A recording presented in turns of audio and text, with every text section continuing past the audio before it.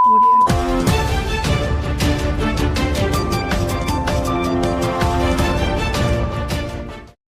చూసింటారు ఇవాళ పేపర్లలో సీట్లు పెరుగుతున్నాయి, అసెంబ్లీ సీట్లు, పార్లమెంట్ సీట్లు అని ఇవాళ పేపర్లో మీరు చూసే ఉంటారు. కానీ అందులో కూడా ఏదో కుట్ర జరుగుతున్నట్టుగానే కనబడతా ఉన్నది.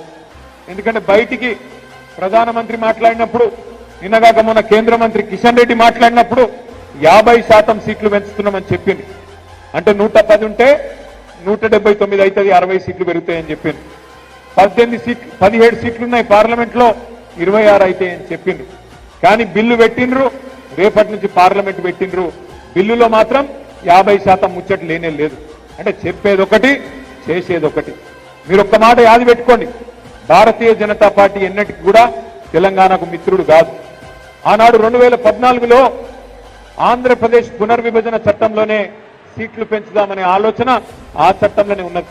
కానీ ఆ చట్టాన్ని తుంగలో దొక్కిందే భారతీయ జనతా పార్టీ. మళ్ళీ ఈ రోజు సీట్ల పెంపు పేరు మీద మళ్ళీ కొత్త డ్రామా చేస్తూ మహిళా రిజర్వేషన్ అని చెప్పి తీసుకొస్తా ఉన్నారు. మహిళా రిజర్వేషన్ కు మేము అనుకూలమే. మహిళా రిజర్వేషన్ ఖచ్చితంగా సమర్థించిందే కేసీఆర్ గారు, మన పార్టీ. శాసనసభలో, శాసన మండలిలో తీర్మానం చేసి కేసీఆర్ గారి నాయకత్వంలో మహిళలకు ఖచ్చితంగా చట్టసభల్లో 33% ఇవ్వాల్సిందే.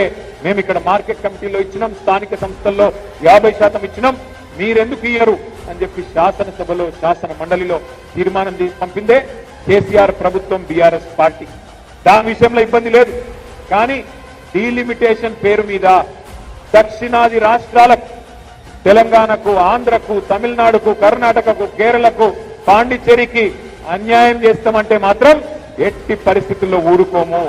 ఎట్టి పరిస్థితుల్లో బీజేపీకి సమర్థన ఇచ్చే ప్రసక్తే లేదు. ఒక్క మాట మాత్రం పక్కా,